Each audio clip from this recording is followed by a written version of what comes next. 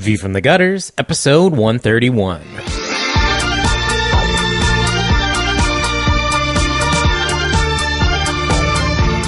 Welcome to View from the Gutters, the comic book podcast where each episode we discuss a collected edition, trade paperback, or graphic novel, and then recommend and vote on the book for the next episode.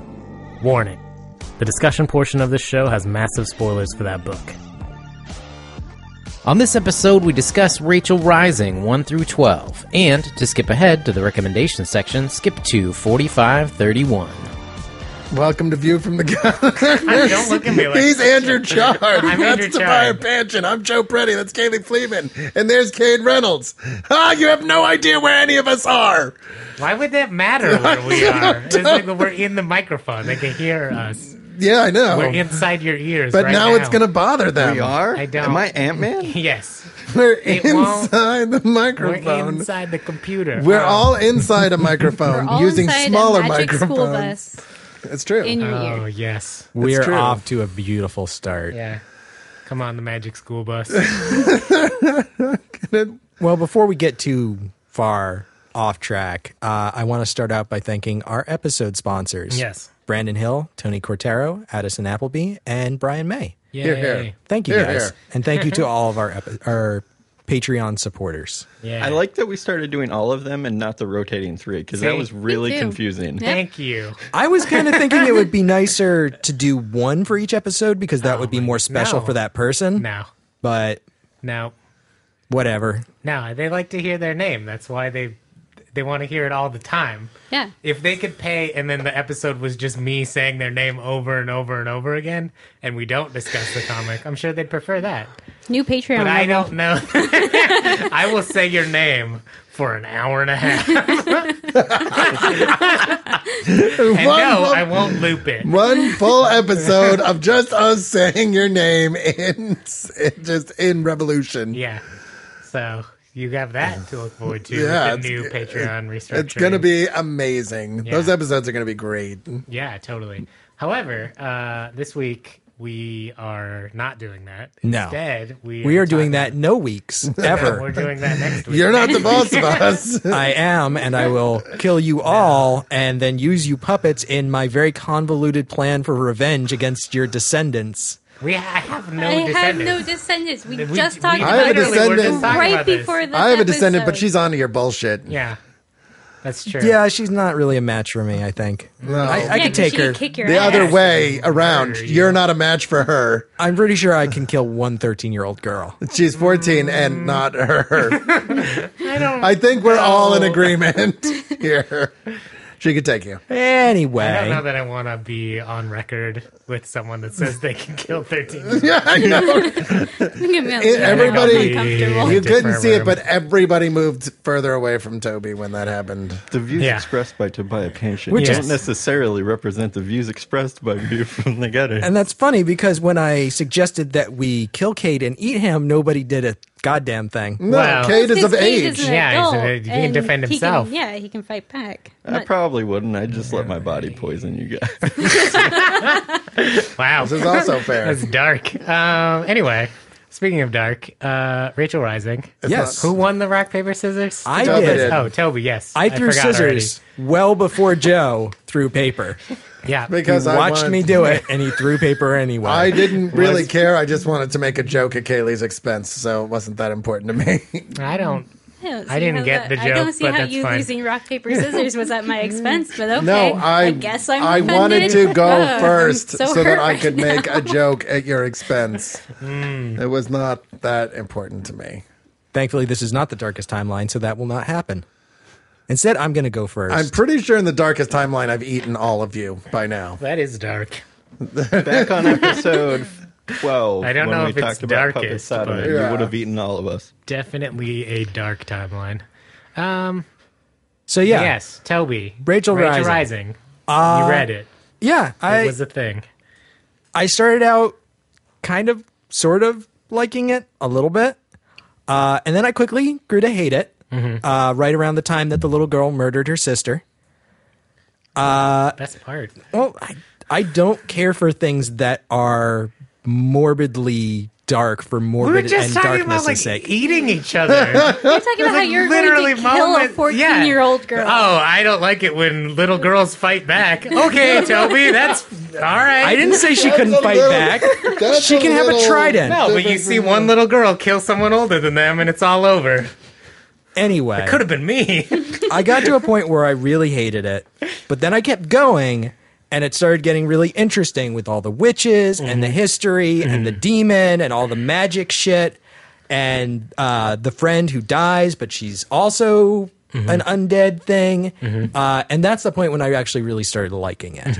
And I think that this series works for me on the same level that Lock and Key does, which is another book that is incredibly dark and incredibly gruesome in parts, but I also find fascinating, where there's just the right level of kind of magic and adventure and sort of this idea that the heroes are actually going to fight back against the darkness instead of just being brutally consumed by it one by one. And so I ended up really, really liking this series a lot, and I want to keep reading it. I think I'm actually going to catch up to where it's at. It's in the 30s now. So. Yeah, issue 12 was kind of not the best place to end our reading. It's a really quick series, and you kind of, I feel like I devour a lot of it really quickly, and so. But I mean, none of the trades end on a like. No, I've read all the way up to now, and it's not. It's nowhere just is like one it good. continuous. Yeah. Like there's no stopping No, point. Yeah, and that's no. the Kinda beauty. weird. Every issue has the point where you're like, okay, what happens in the next issue? Yeah. I read up to issue 11, and right before I like turned the next page, I had this feeling of like this would have been a really interesting stopping point, because that's when Rachel wakes up, she's back in the ground. There's all these bodies around her, and she's like starting to dig her way back out of this mass grave, and it's like, oh shit, that's amazing. And then it went on for another issue in the trade, so. It was an interesting stopping point for that one. But I feel like this series works best as one uniform story, which is something I really appreciate about it. I like that about it. And I think that once it's completely done, it will read fantastically as like one large arc. Yeah. Yeah. No, I totally agree. I had a very hard time putting this book down, even to take a break. Like literally, like I put it down. I was like, okay, I'm going to take a break. And that lasted for about 3 minutes. And then I picked it back up again and read it all the way to the end. Yeah. Because like I never reached a point where I'm like, this is a satisfying stopping point. Yeah. Like it was always like, what's going to happen next? Like I can just turn the next page. Yeah. I can just turn the next page. And I never got to a page where I didn't feel the urge to turn the next one, which is, that really says something when I, who am not really the target audience for this, end up feeling like it's a page turner. I just want to keep going. I want to find out what happens next. Well, Some of the highest praise I've ever heard on this show. Well, I think that it's also like the book is many things. It is not just a horror book. It is not just like a suspense book. There's a lot of layers to it. There's mystery, there's like supernatural elements, there's magic, there's religion versus science. There's a lot of stuff that we like about a lot of different series. It's a team book with really compelling characters. Yeah, it's got a lot of different stuff going on in it, and I think that's what makes it a really strong series. Is it is not just one note. It absolutely. It plays around with a lot of ideas. Well, it definitely doesn't rely on the tropes of any one genre either, which I think is what keeps it so interesting. Because even if you look at certain things and you're like, oh, that's kind of trope-ish, or I've seen this before, it's presented in a new way, and in a way that in relation to everything else that he has written into his world, it feels new and it feels interesting. I feel a little vindicated that the book I voted for, Tobiah actually likes. It's got to happen eventually. Fair. Joe, what did you think about this book? I mean, this book is not really my thing. I was kind of bored by issue 10.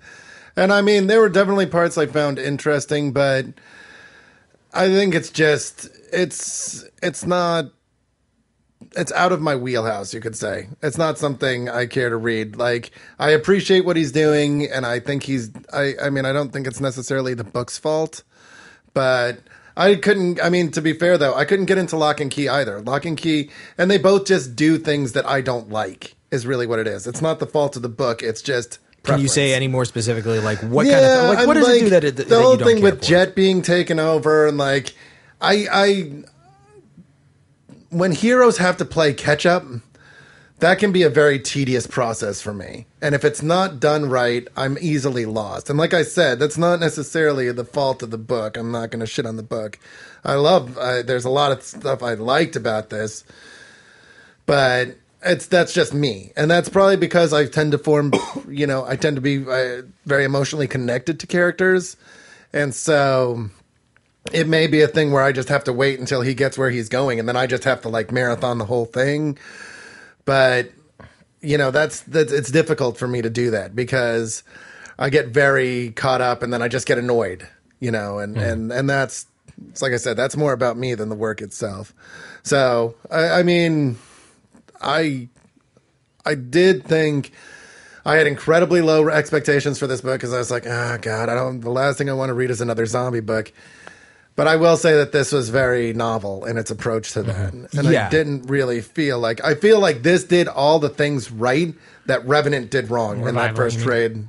What? Revival. Thank you. Yeah, I'm sorry. that is something that I wanted to touch on as well because I find myself bored with series like this so often because they feel repetitive. Yeah, it's it feels like they're kind of like they're kind of crawling over the same ground over and over again. I'm not seeing anything new, and I felt like I was seeing something, if not new, at least novel.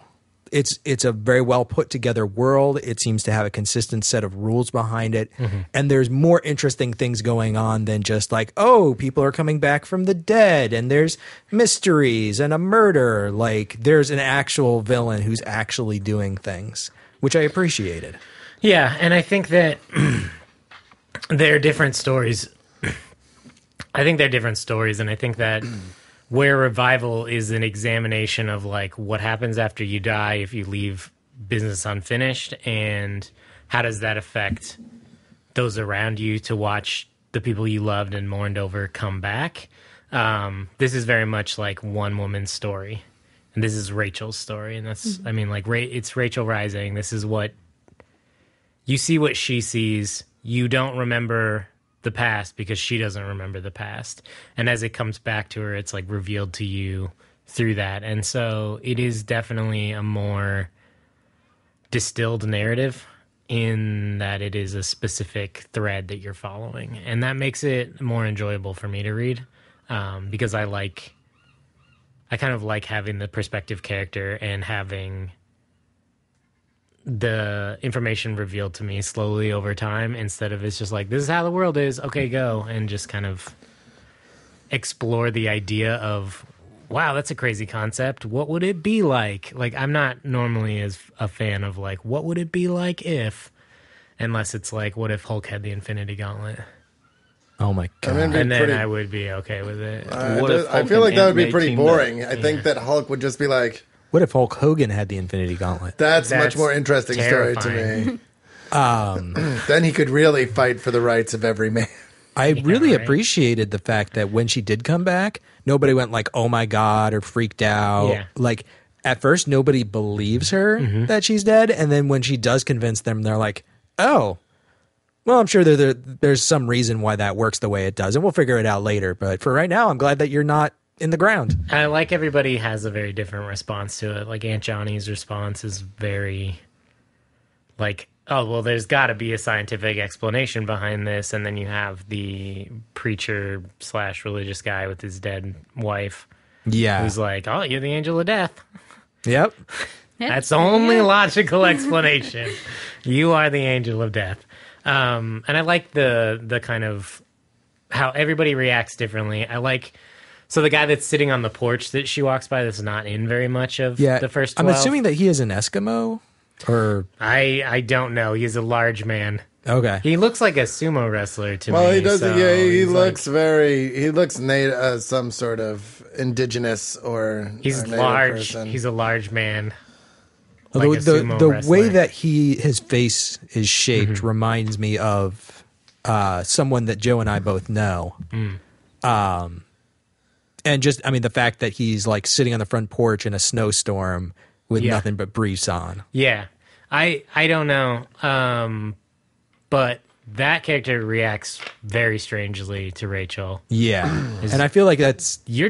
something's different. I don't know what's going to happen in the next 28 issues or 18 issues that are already out, but... Yeah, you find out a lot about that guy and like what his deal is, but I assume that you would find out more about him. You have people that are like, "Oh, you're not Rachel," and you have other people that are like, "Something's different," and then like everybody reacts to it in a very unique way.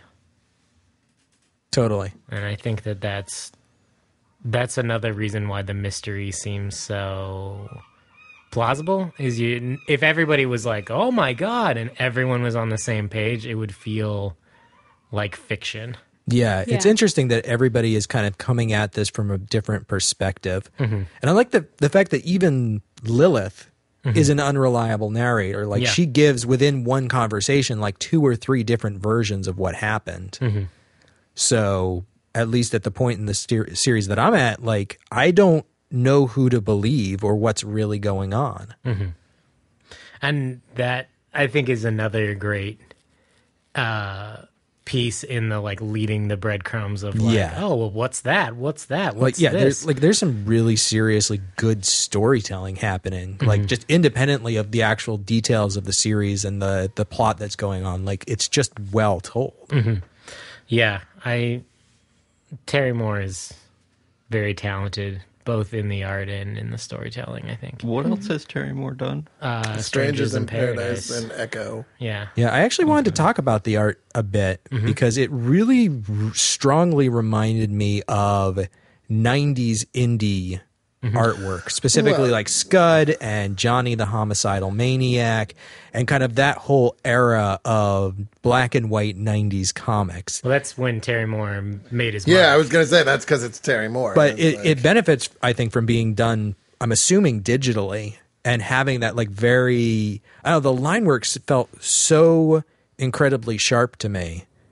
I mean, the fidelity of printing is so high now that I think that he works totally analog. Like, I think this is like pencil paper. Yeah, I just kind of assumed that it was like so sharp and so clean that it had to have been done digitally. I would be curious, but Terry Moore strikes me as such a old school artist, and his style hasn't changed much except to get better. But I don't think it's gotten much sharp. I'd have to go back and read the early Strangers in Paradise to see how far he's come. But one of the things about the art and the shading in particular was I felt like reading this like it was originally in color and then done in black and white. Like I could really imagine the colors that were supposed to be there. Like I knew Rachel's eyes were bloodshot. They were very obviously bloodshot, not just kind of glazed over or, foggy or anything like that, which would have been easy to do with the way that the eyes were shaded. And the way that he did it was so precise and so well done that colors translated really well. There are colors that would be important, even though it was in black and white. Yeah. Yeah, you could see in your mind's eye, like, the bruising of her neck.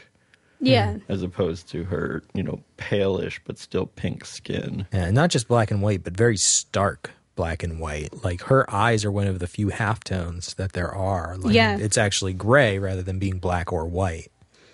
Yeah, and maybe that's why, because there's really not a whole lot of shading beside that or halftones. But yeah, it really stood out to me as being something that you instantly spot and you're instantly on the same page as the artist.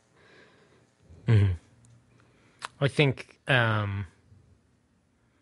knowing what you can convey through black and white and what you can't is a skill of someone who's been working with that palette for a long time.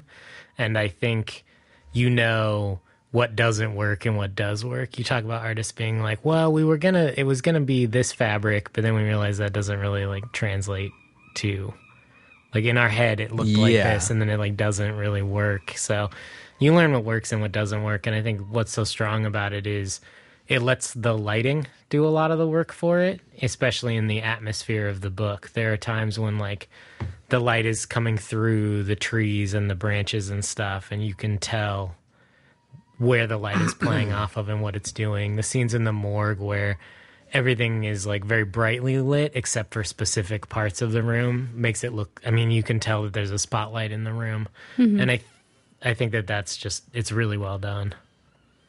One of the things I like is the way each panel is laid out. Not the panel layouts, but where like when you look at a panel and what's in that panel, some of the framing. Yes. Some of the character positions and the other things you can see in the panel are just phenomenal. There are moments where it just like, I'm reminded of after the car crash, where her friend is just like kind of propped up, but like, you know, dead.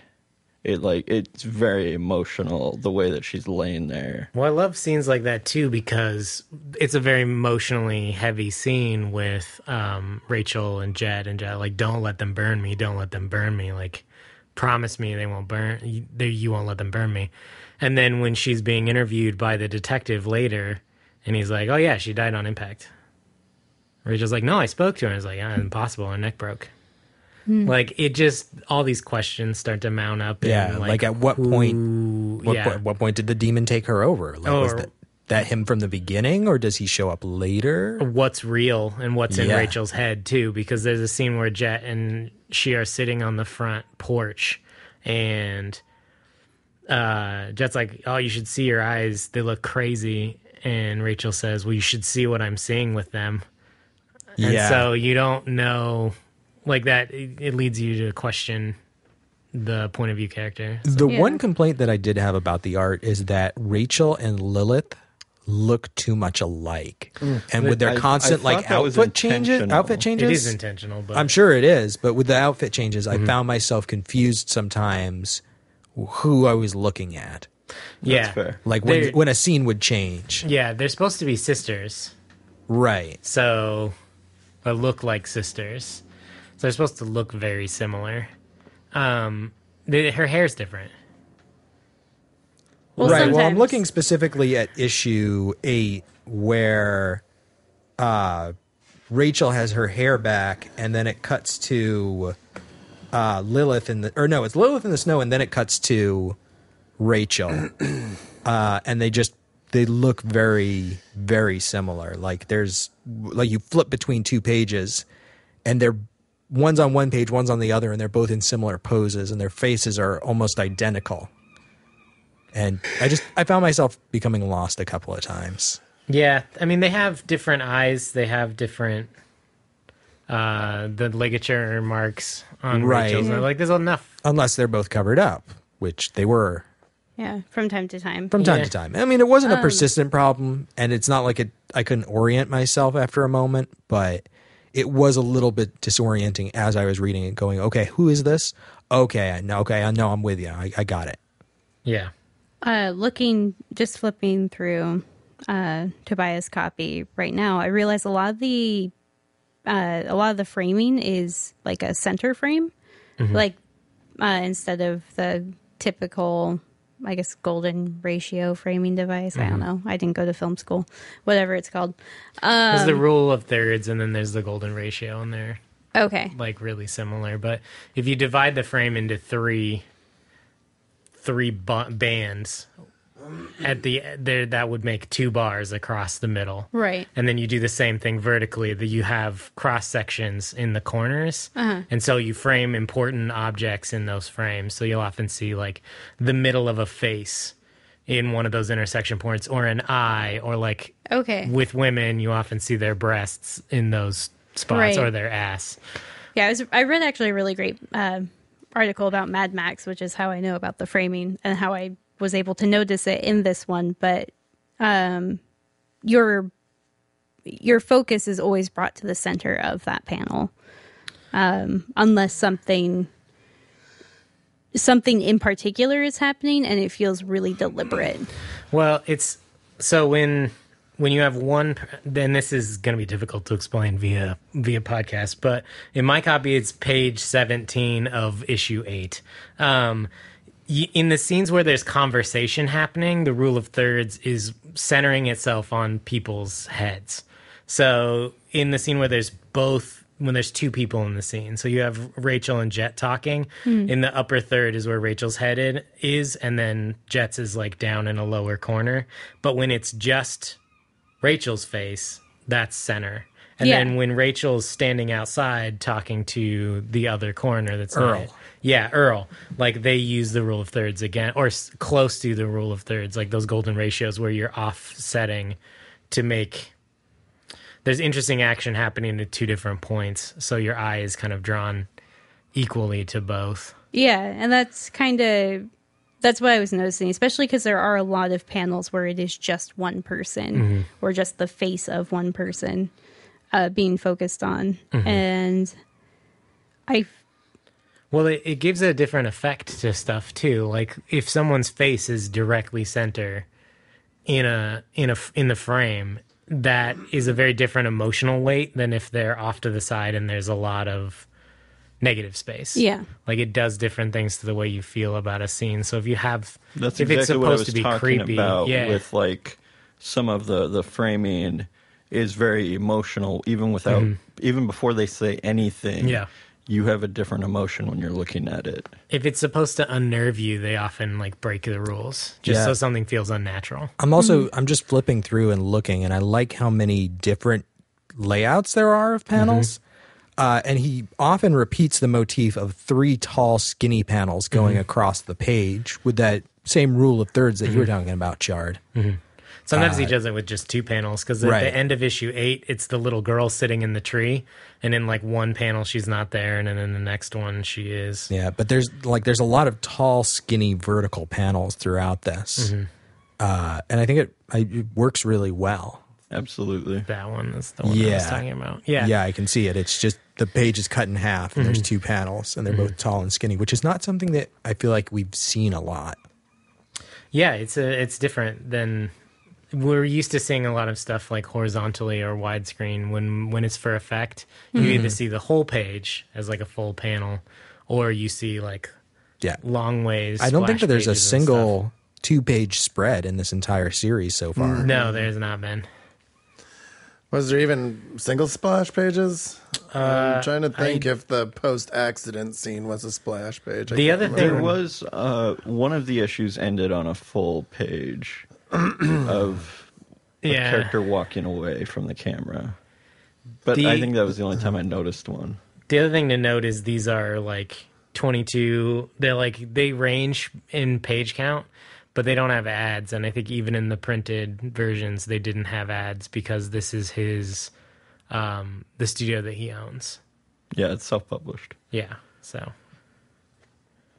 Which I think is interesting too, that there are still like self-publishing studios that can make it in the world of Diamond. Like, that's Moore's just been a doing testament. it for years. They did it, I'm Pariah, pretty sure. Missouri, Salazar Entertainment. Yeah, with how difficult it is to keep your numbers up above the Diamond thresholds, which they keep raising every year, it always surprises me when self-published books can do well enough to continue to maintain. But this book did a couple times like start to fall near the threshold, and they were like, I don't know. And it's always bounced back. Like, the fan support's been really strong for this, so I'd hate to see it go away before it's done, that's for sure. Somehow I doubt that it would. I think something like this, like even if it doesn't sell well enough in monthly floppies to keep going, he would find a way to keep doing it. Whether that you could do it digitally. Yeah, do it digitally, do a Kickstarter, and just put out trades. Like, the fan support has been really strong, so I'm sure there's a way to make it work. Plus, Patrick Rothfuss rated it highly on Goodreads, so it's bound to know who that is. Was he the King Killer? Important? Yes. Okay. He created the King Killer Chronicles, which is a really well-received fantasy series coming out right now. Is it better than Redwall? Then I don't want to read it. So many things are better than Redwall. Whoa. Nothing. It's got mice in it. The first 3 And are appealing good, to the Game of Thrones and then it's fans. downhill. No, they're all great. They're just like a bunch of adorable rodents. Even as a child, I doing knew great. that by Salamandastron, he was just retreading. I think you just got too old. I Nope. think you couldn't see the magic anymore. You grew up and you couldn't see Well, people it's- flying. everybody knows Toby was born as an old man. I think there were like 3 or 4 years where I the am magic Benjamin was Button. still alive in him. Yeah. And then he grew a beard. And then it was all downhill. That's not his fault. Angela Lansbury never turned up with a magical bed knob to take him to the animated place, and nobody knows what the fuck I'm talking about. Nope. Do you? Bed You're knobs and all- broomsticks. Yes, thank No. you. It's a beautiful, Murder, She Wrote. I know beautiful exactly movie. what you're talking about. Murder, She Wrote. Yeah. However, Take you to the beautiful place where they make pies out of people. I've talked about Angela my Lansbury, I know what's yeah, going on. totally. Yeah. So I'm kind of interested, Kayleigh, since you were the one who pitched this, what it was that first attracted you to this series. Like, what got you into it? So it was mostly out of the fridge, actually. What? Never heard of it. What? Wait, you took this book out of the fridge? Why Yeah, were no, it was you- just in my fridge one day. That's Wow. weird. It's really weird. How did Yeah. it get there? A bunch of charming It people grew were there. talking about how great it was, and then I was like, okay, well, I guess I'll take this out of my fridge and read it then. And that's it. That's how I found it. Yeah, they talked about this on the very first episode of Out of the Fridge. Yeah, And because of that, now every year on the anniversary, we do a Rachel Rising revival that's right. episode. Interesting. It was like on the Tumblr page, I think I first realized that it was a thing because I want to say it was Kelly was blogging about it. It's like, oh, Probably. that sounds exactly like the sort of thing I like. And so I picked it up. And it was exactly the sort of thing I like because I am all about You witches. love witches. I do. Yeah, I love witches. They're just perfect. literally nothing about this book was not Kayleigh. Everything. This is the Kayleighest book I've ever fucking read. Zombies. I mean, it's Witches. just like, oh my god. Death. Terry Moore has a fucking like pipeline right into fucking Kayleigh's deepest fantasies, and Yep. that's it's it. But it's That's basically it. It's like, strong female protagonists being witches and zombies. it might as well be zombie called witches. just for Kayleigh. There have not been any spoopy skeletons yet. Not yet. Well, yeah, but, there were there's been a bodies. few. None of them but were, none of like- them were animated. None of them And got that- up and danced. Yeah, and or screamed like in that perfect movie that I watched for the first time, Army of Darkness. Oh my God, yes. God, they're so adorable. Anyway, They are very adorable. Welcome. What is the skeleton that gets blown up? Say he's all like he's got the sword and he's saying something and then he gets blown up. God, I can't remember. I remember the scene. It's just like I don't know. It's just Was great. Was that the head skeleton where he's on the catapult and they launch him and he's like riding it into the sky and then he explodes? no, it's something else. The skeleton may not say anything. It's just this. It's been a while since I've seen it. Yeah, I honestly I can't don't remember. Anyway, I really like this book because I think it plays with a lot of the things in horror and supernatural fiction that I really like. And it does it in a way that blends both of those well. It's so gothic. It's so gothic. So gothic. Oh my God. It's gothic. Yeah, Yeah. With an Gothic. F. Gothic. Well, both. It is. I mean, it is in a lot of ways like in the tradition of a lot of gothic horror with like really sparse, like desolate backgrounds and like it's something you Well- see in Hellboy a lot is where it'll like stuff will be happening and then it'll just be a shot of like a statue or a crow. Yeah.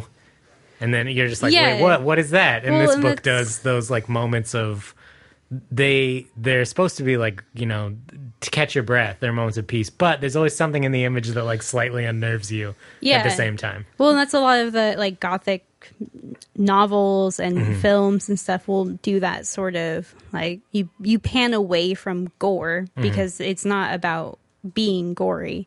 It's about unnerving you and in like a sort of beautiful way, especially in like a gothic romance. And this book definitely has that feel to it. Like even when the guy who murdered his fiance, as he's being torn apart by wolves, it's this huge. It's like it's like a half-page spread where you can see these two wolves pulling the body in two different directions, but it's not incredibly gory. Like, it is, and you can tell that it would be It's not if it was in graphic. color. Yeah. But it's like this light shading where the trail of blood would be, and you just see legs, and then you see a torso, but it's panned out far enough that it's just unnerving but not horrifying. Well, it does this really interesting thing where it like specifically pans away from the violence. Like old movies used to pan away from sex. Like you know in your head what's happening, and that's almost worse. Yeah, well, because you imagine it the worst way. Right. And like during the car crash, you don't actually see the car crash. It's 4 panels on a crow, and the crow is there, and you hear the crash, and then the crow flies away. Yeah. And I think that like that sort of restraint and understatement is hard. Even the most gruesome scene in the book, which is the guy's head in the elevator, when she Yeah. like points Yeah. up, pushes the button, and then he's like, "Well, wait!" And then his head like goes up out of frame, and then you just see blood like And you see his, splatter on like her. from a distance, like you see his little head in Yeah. the back of the elevator. Yeah, you see the Yeah. doors open, and there's like the little girl in the head. And it's Yeah. like, ugh. I love it. It's just good. It's like Yeah. good framing, good layout, good sequence. It's good sequential I think storytelling. probably the most gruesome death is the little girl killing the sister when she hits her in the back of the head with the iron and then wraps the Saran saran wrap. wrap around Yeah. her head and chokes her to death. Yeah. Yeah. Yeah, I'm Well, it's not, definitely that the was that was I found that disquieting. that was The head in the probably the elevators. beginning of the end for me, because that's I'm very, very squeamish. Like, I can deal with most shit, but like people being beaten to death and people being suffocated, especially when it's like, okay, this is saran wrap. It's not. It's really gets to me, but at the same time, I'm like, I can rip through like 3 layers of saran wrap with my fingers, like especially if I had 4 nails. layers, though. 4 layers. Yes. That's like kryptonite. It's game over. It's like lead. Yeah, also keep in mind that she was probably like hyperventilating at that point, She did get hit in the head with an iron. That's true. Yeah. That's true. disoriented, doesn't know what's On going drugs, on, suddenly probably. can't see, can't breathe, starts to freak out. Yeah. She was making out with somebody in the driveway. That That's definitely means probably drugs. what did it. Yeah. You know, kids, sex and drugs. That's all they do. Yeah, I mean, I think she had a marijuana. you know, Yeah, she did have a marijuana. she had 3 marijuanas. But yeah, I mean, that's She took the marijuana shot, and now it's all over after that. yeah. That was a thing for me. And then creepy professor dude with his dead wife at home. That's, that was just anytime there's a dead person in I'm the room just- and someone's talking to like- it, I'm not a fan of that. No. I was reading this book and I'm like, so everybody in this book is either a main character, fodder, or a weirdo. Like, Or all of the I above. don't, yeah. And I'm just like, I don't know. Like, Yeah, there were definitely a couple moments where I'm like, this character is definitely going to do something psychotic and awful. yeah. And Yeah. it's just like, yeah. And most of the that's- time that didn't actually happen, yeah. which I'm okay with. But it's like Yet. the fear of that happening, Right. Because Yeah. you've seen it happen once or twice. Now you're Yeah. like, well, now anyone could be a murderer. The scene where Wade is talking to Jet when she's in the body bag. Earl. Earl, sorry. Yes, that's the scene specifically I was That's thinking of. incredibly unnerving. Yeah. And then just anytime anyone talks to a dead body, I'm just like, I mean, "Hey, Well, can't and hear you." that scene was done so well because you see creepy guy with his dead wife, and then Yeah. like an issue later, maybe. Maybe. If that, you see Earl like talking to Jet's dead body and close and lock the door behind him, and you're like, oh my god, he's like, this is not going to a good Yeah. place. And then He's it's gonna have actually sexy really time with that corpse. yeah, and then it's actually really sweet because he holds his hand. Well, he holds her hand, and then he's just like, Yeah, I miss it's you. totally sweet and not It's- at all creepy. And It weird. was a little creepy, but it Well, is it's somebody given who's in context mourning. later on, but it More doesn't sweet than make- creepy. Yeah, but Yeah. I mean, It was more about somebody who was not squeamish around bodies, who was in mourning about somebody that he cared a lot about. yeah, but Then- there's just the whole like, she doesn't know that he cared a lot about her, and because he was Yeah. just like the creepy, quiet person. Yeah, I don't know. It was unsettling. Yeah. Well, definitely it was unsettling, but it was not as... I expected it to go way worse. And so I was definitely this is not Crossed. This is not that kind of a book, so... Yeah. I'm fine with the level of graphic violence that this gets to, because it is not, as you say, it's not graphic violence. It is like bad stuff happens, but It's implied. it's violence. gruesome. But it is nobody's entrails fall out all over the floor. Yeah, you're not being shown like a hostile scene. No one's reaching into a toilet full of syringes. None of that. Thank goodness. None of that garbage.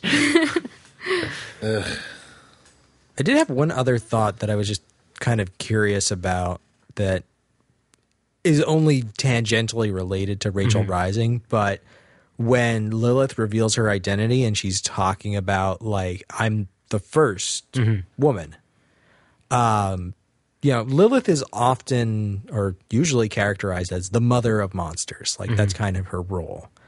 But, and I'm not a biblical scholar here, my understanding of the Lilith myth is that basically she was created by God as equal to Adam, and Adam shuns her, and so God casts her out of Eden.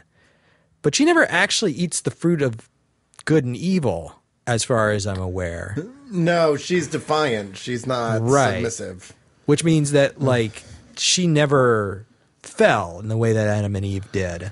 Well, she was cast out, though. Well, she was cast out of Eden, but she didn't gain the knowledge of good and evil.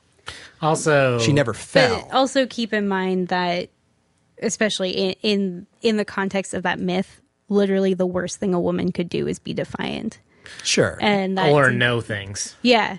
The other part of it is the punishment that Adam and Eve faced for leaving the garden. The two things that happened were they became mortal, and then Eve would have terrible, painful childbirth. That was like the other part of it. Well, and they would have to sow in the fields to make their food and stuff. There's that. Nothing would be handed to them, but Eve gets a pretty devastating punishment with painful childbirth and all of that stuff. And having to be obedient to her husband. Yeah, it was an interesting thought to me because I've never seen a depiction of Lilith as like an unfallen human who has never known sin. Right.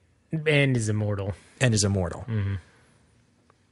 Just one of those interesting tangential thoughts I get.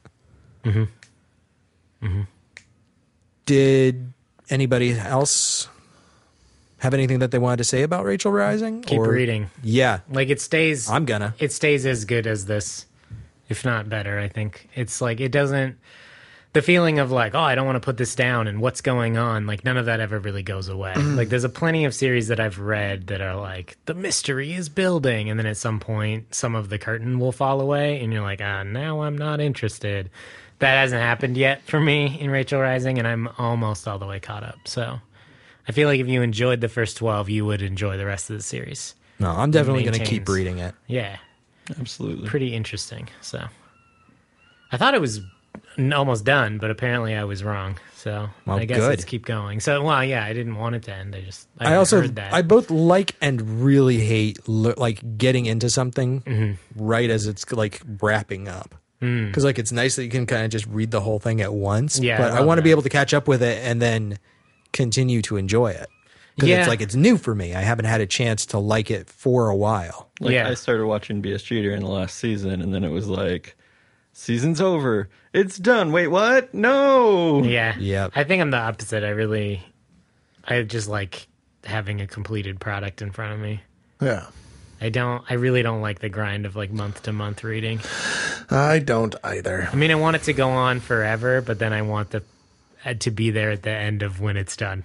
Yeah. So I want it to go on for like 100 years, well, but that's then the thing, I like, want to be there and then read it all. Like when something's done and you read the whole thing, it's like, okay, I've read all that thing and I enjoyed it. Yeah. And now I'm going to stop thinking about it. And when it's ongoing, like it's in the back of your head, like you keep thinking about it, you get those installments, like you can continue to enjoy it. I think once I finish a work, I don't stop thinking about it, though. That's something that's always stuck with me, is when I will finish a novel, I'll think about it so much until I read it again.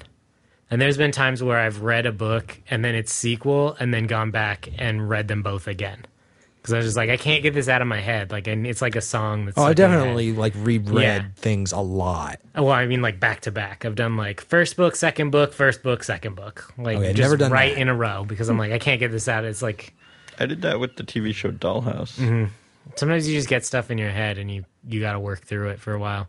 Album music, I do that with more than anything. I'll It's do it like, with music. I'll listen to an album on repeat for a week. Oh yeah. Yep. I'm just like, I need to get this That's what I do. deep in my head. Like when I get a new album, I just listen to it over and over and over again. Yeah, no, absolutely. I've Like listened to- almost every time I get a new album, I've listened to Compton by Dr. Dre like 6 times now. I haven't heard it yet, and you keep Yeah, telling me to I- listen to it.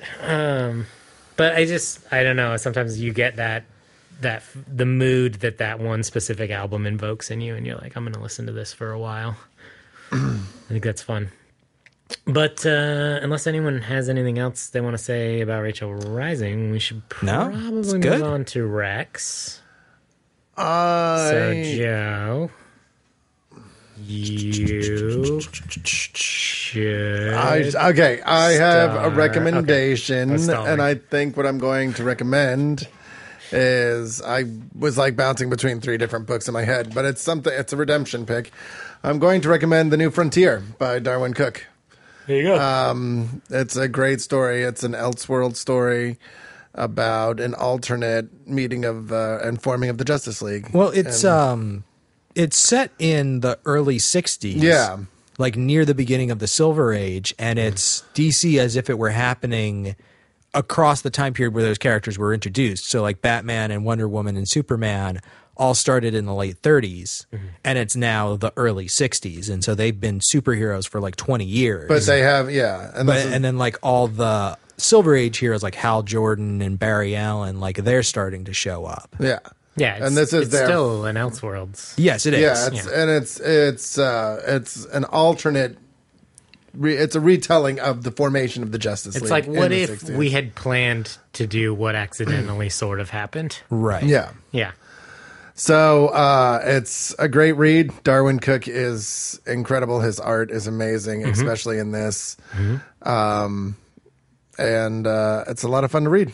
It's just a really good book, and I think it'd be fun to talk about. Okay, then. And then you're recommending both volumes, right? The whole thing? Yes, the shebang? whole thing. Cool. Yes, it's 12 issues, I believe. Something like that, yeah. So the whole shebang. Cool. Do they still sell it as 2 volumes? When I was working in a comic book store, it was 2 volumes. No, I think you can get it as 1 volume. Okay, I that's have, and I know actually, they did the Absolute as 1. yeah, and I actually name checked him before when I recommended this, and I'll do it again. Our good friend Frank, listener of the show, last time I saw him, which I think I was down for Rose City, I was like, I saw that he still had it, and I was like, hey, how much would you take for that? And he said, just have it. Yeah. And then Frank's too nice. I grabbed Frank it and I is- clutched it to my chest and I jumped up and down. And yes, he is incredibly generous. He's a great guy. He's an amazing guy, and we're going to be staying with him for Rose City Comic Con again this Yeah. year. He took me in off the street when I And- first moved. Yeah, he did. Like, literally, He did. that happened. I'm totally going to play with his kittens. And it would be really nice one day to get him on an episode of Back Matter. Yeah. That would be the Although I best don't thing. know how much any of us would have room to say. Just Frank get him has, to talk about Sandman more. Oh, yeah, no, it'll be do great. Part 3 of the Sandman Yes. cast with Frank. who's- Perfect. So we always joked with Frank at the when Frank and I worked together at Olympic Cards and Comics way back in the day, and it didn't matter what book people had just finished and been They'd like, be like, I "You really should like. read this." He's like, you should read Sandman. So it'd be like, someone would be like, oh man, I just finished like.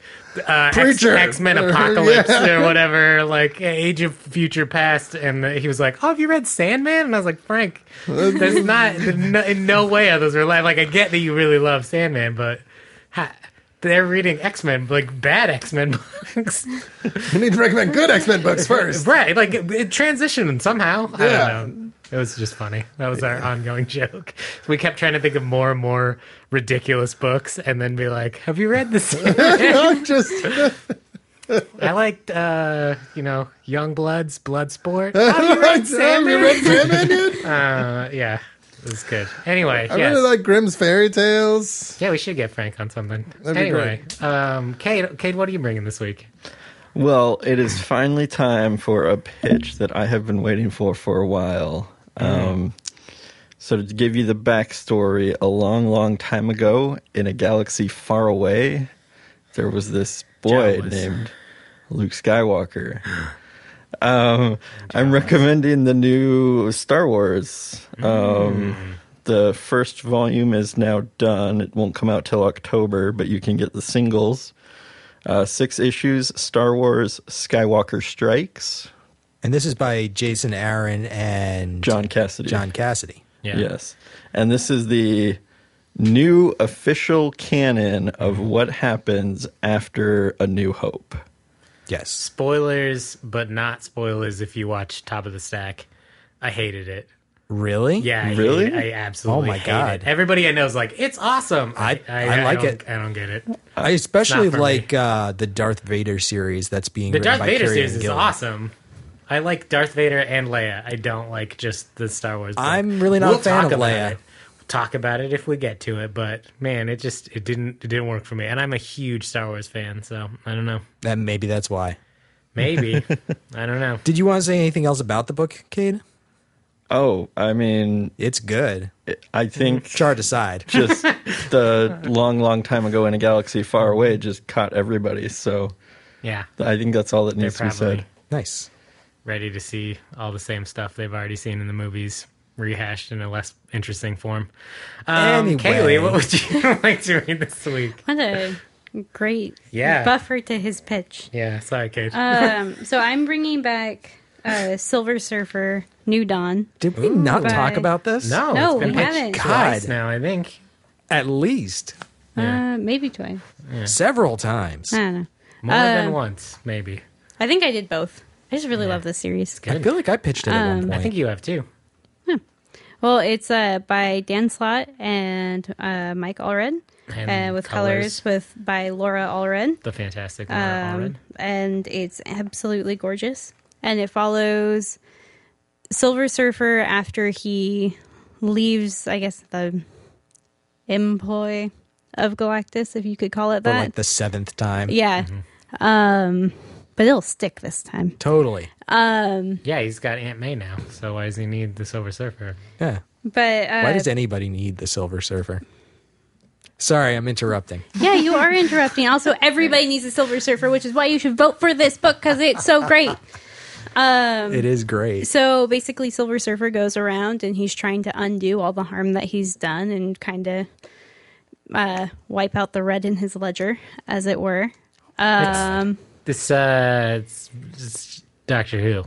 Yeah. Yeah, it's basically Doctor Who. No, it's like it is actually Doctor Who, but instead of a TARDIS, he has a space. Yeah, board. also I'm pretty sure he instead of wears a fez at one point. instead of Surfer. stupid plots that use and dispose of women to further the Doctor storyline, Dawn actually has a storyline and some character intrigue. I'm not bitter about Doctor Who at all. Also, she has a Definitely. little Kayleigh, you dress. just said something about pop culture that I totally agree with. Yeah. Can we mark this date down on the calendar, please? I tell you this every time we are recording. That's not enough. Wait, this. since when have we been recording? for all of the times. Wow. Every time we're in the Do you mean I room, could I'm like recording. listen to old episodes? No, Oh, okay. you don't have Thank that level God. of clearance. You can listen to all the old episodes except for 12, which mysteriously doesn't exist anymore. Yeah. That episode has It's- been erased. No, it's Wait, still there. is still it? there. Has it really No. been erased? No, it's totally there. See, I would not put it past Toby to accidentally lose that episode. No, I've got backups on backups. Yeah. Anyhow, Backups on backups, yeah. this book is great. You should pitch the The- first 2 volumes. I should.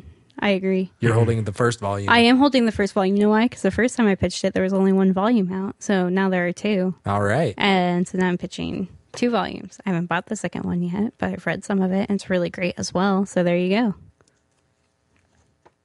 That's my pitch. Good job. Toby, your turn. Go.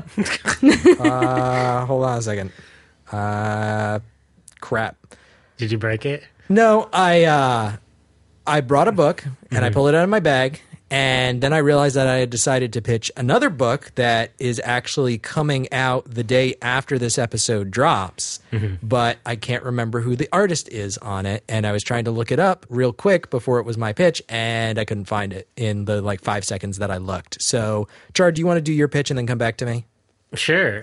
Do we also not have a fan pitch? We do, but you said you were going to use it for your pitch. Well, that's because we didn't do a fan pitch last week. To keep up, don't we have to do no, we still got pitch? time in the month, but since Brian is in the live stream, if you want to IM me your pitch for this week, I'll do it after Chard's and after mine. Okay, so mine is a book that I've recommended before, way back in the day. It was my first exposure to this writer-artist, and that is James Stokoe's Wonton Soup, which was recommended to be pitched by, it was Brandon, right? Yeah, Brandon Hill. Yeah, Brandon recommended this one, and I love this book, so I was like, yeah, 52 weeks of image are over. This is a top shelf book. It was originally 2 manga-sized digests. It is now a larger, fatter, more King City size 1-volume edition. It's black and white. It's about, in the far distant future, chefs train and battle like samurai. And it's crazy future technology. And if you've ever seen James Stokoe's art on stuff like Godzilla Half-Century War or Orkstein or Sullivan Sluggers or any number of awesome... The 100th anniversary Avengers issue, which is one of my favorite single issues of all time. Yeah, his art's crazy. He did some stuff for profit, too. That's where some people saw him for the first time. And he did a backup in the King City trade as well. He's been all over the place. He's great. He's a great artist. Yeah, he's got an extremely unique style, and I love it, and I think it's super cool. Everything's very, people say they can see the Moebius influence on it because everything's very detailed and kind of hyper technology, but everything also kind of looks weirdly squishy at the same time. Yeah, it's like weirdly squishy technology. Like juicy. It's great. I love it. So yeah, so both volumes, which is now 1 volume. Yeah, apparently it's now published by Oni Press. Yes, that is true. Yeah, Top Shelf did the original manga-sized ones, and the new ones, they look better too. It's just a bigger art size, and it's just cleaner. Everything looks better about it. So the blacks are blacker because it's a different paper stock. It used to be on that real cheap manga paper, and now it's on quality Oni Press paper. All right, so I now have my pitch and Brian's Patreon fan pitch ready to go. So for my pitch, I am pitching Annihilator by Grant Morrison and Fraser Irving. And this is a 6-issue limited series. And like most things by Grant Morrison, it's a little hard to describe, but it's basically about a washed-up, drugged-out screenplay writer who is writing a screenplay and also has brain cancer. And the character in his screenplay is real and comes to his universe and tells him that his brain cancer is a black hole and it's going to destroy the universe. And also this fictional character, whose name is Max Nomax, has lost his memory, but because the screenwriter is writing about his life, if he writes his screenplay, Max will figure out what his history is and how to save the universe. And they're on this weird drugged out road trip fighting gods and weird spacemen, and it's Grant Morrison, and it's trippy, and it's a lot of fun, and it's only 6 issues, and it's not too crazy, and it definitely makes sense. I think that you should just pitch every Grant Morrison book you pick from now until the end of the show with going, Grant Morrison. Grant Morrison, That's everybody. I mean, that really explains everything you need to know. This is still different sides to Grant Morrison. There's Grant Morrison when he's... There's mushrooms Grant Morrison, and there's acid Grant Morrison. And peyote. This is Grant Morrison who actually weirdly on the chain. I think there's a common misconception about Grant Morrison's drug abuse, and I think he totally I think he totally plays it up. he just sometimes writes badly. Oh, absolutely. And then he's like, "It was the drugs." I mean, there's some people. Sure? There's some people that would say that sometimes it's not him writing at all, but his fiance, girlfriend, domestic partner, whatever. Sometimes you just need a paycheck so you can get more drugs.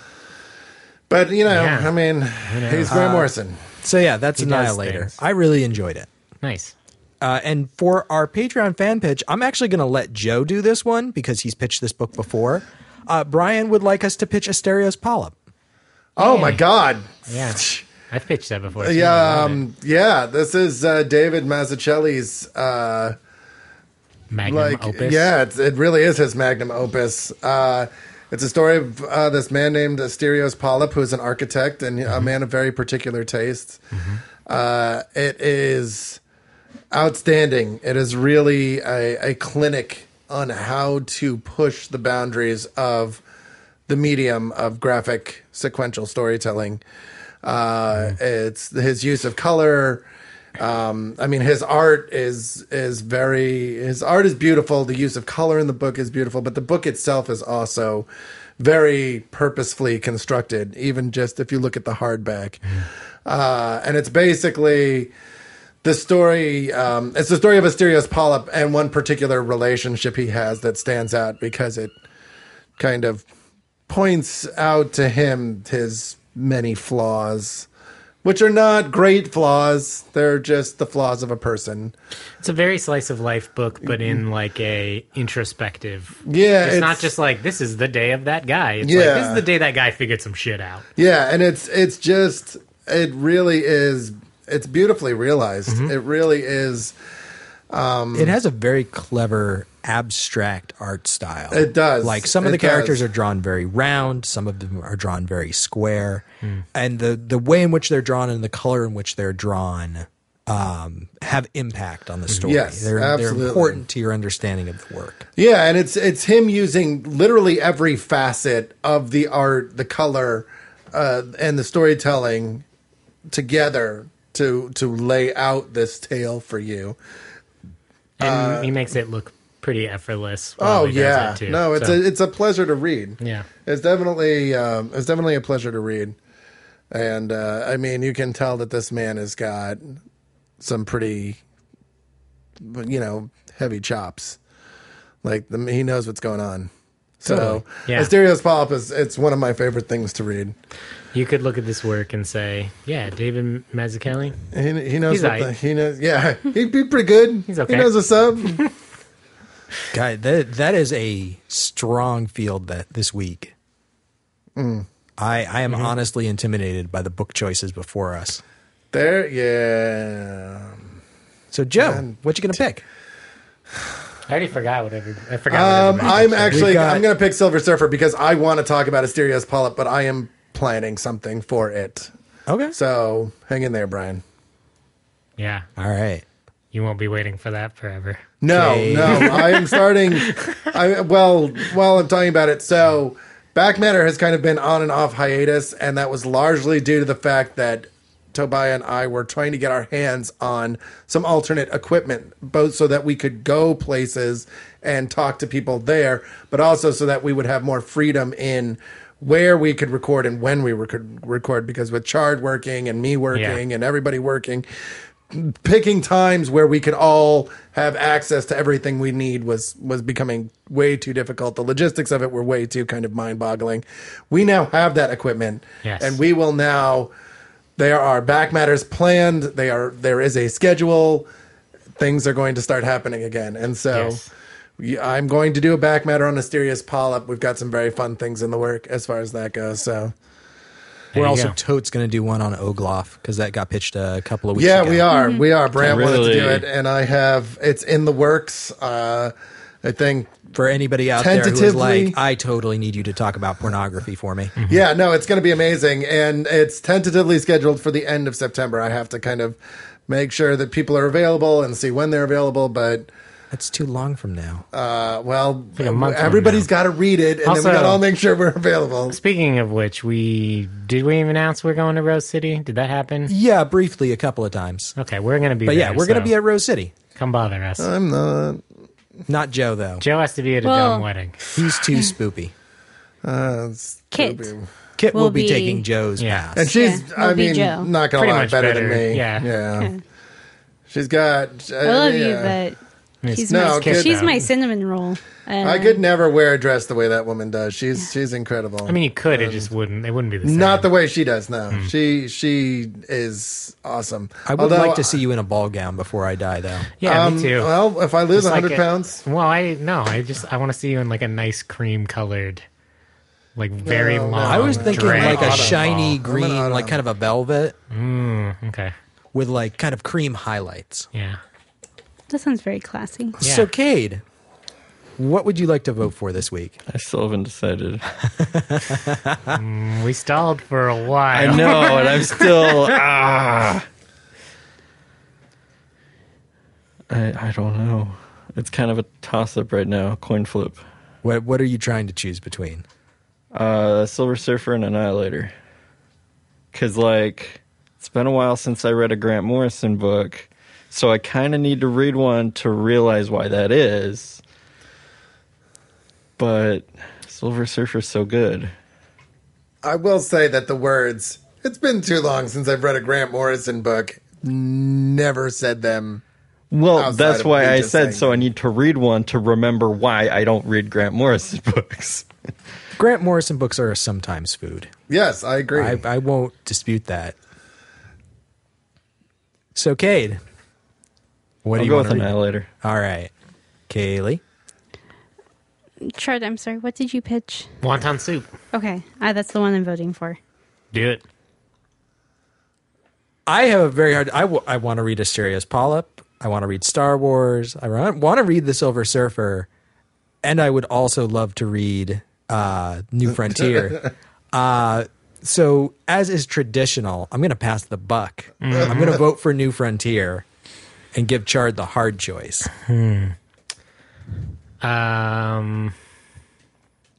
So choices for me are Silver Surfer. Annihilator, Silver Surfer, or New Frontier, right? Yes. Yes.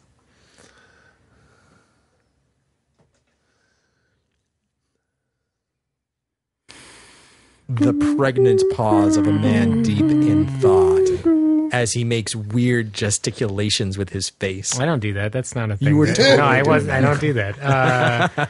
I think we haven't read a DC book in a long time. It's been something like 30 episodes. It's been No. and We did my Superman one not too long ago. it was a what? Okay, no, That was not a while 30, ago. like 15. It was like Still a 100. It was like while a ago, that was right? episode like 115. Superman Unchained. And then was the before last one that, we that read. was Superman Unchained, and before that was Flashpoint, which was 101.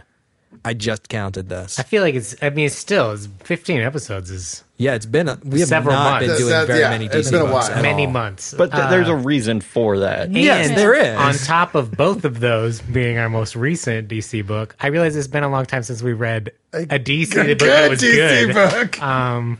With characters that I liked and didn't want to punch, and Art by Darwin Cook.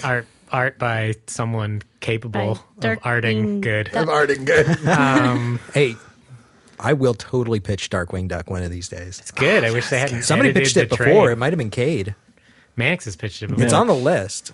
Mannix pitched it. Mannix Yeah, pitched it. man. Okay. But did you hear they edited the trade, like without the writer's consent? Yes, I did. Yeah, that's weird. Anyway, Stupid. yeah, I'm pitching new. I'm picking New Frontier. All Because, right. it's a great book. Next week, when we come together to talk about that book, I would like a count on how many fucking weeks it's been since I've had a pick.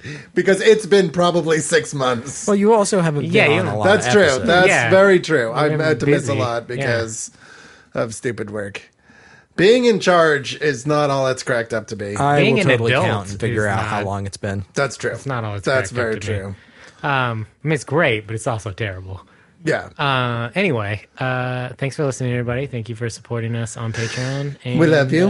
Yeah, we'll catch you next time, and hopefully we'll see you at Rose City at some point. Yep. If Yeah. you can make it up the coast or to wherever we are. Start planning now. Road Portland trip. is the city of 1,000 food trucks and other things also. It's great. It's a beautiful place. It really is. Wonderful Yeah, place. this I is- like And it. you got to come and see it before the big Cascade earthquake happens. Yeah. Yeah. It's Because all then that's just going to underwater. destroy everything and we're all going to die. This Yep. could be your last chance to go on a massive bender food truck / strip club walkabout. With drugs And donuts. and donuts. Yeah. So, And comic books. and comic books. Yeah, that too. Which- Plan no. accordingly. And Who reads we'll, comic books? we'll catch you guys next time. Thanks for listening, everybody. Awesome. Bye. Bye. Bye, everybody. Thank you for listening to View from the Gutters. I hope our recommendations have inspired you to go out and find some new comics you'll enjoy. Join us next time for a discussion of our selected title, but like every week, we encourage you to read all of the recommended books. In the meantime, please leave us an iTunes review. It really does help new listeners find the show. You can also like us on Facebook, subscribe to our YouTube, and follow us on Twitter at ViewFRTHGutters. Feel free to email us at contact@viewfromthegutters.com. Please send us any questions, comments, or recommendations you might have. Be sure to subscribe to our YouTube channel as we post new videos every week. And thanks again for listening. And as always, keep reading.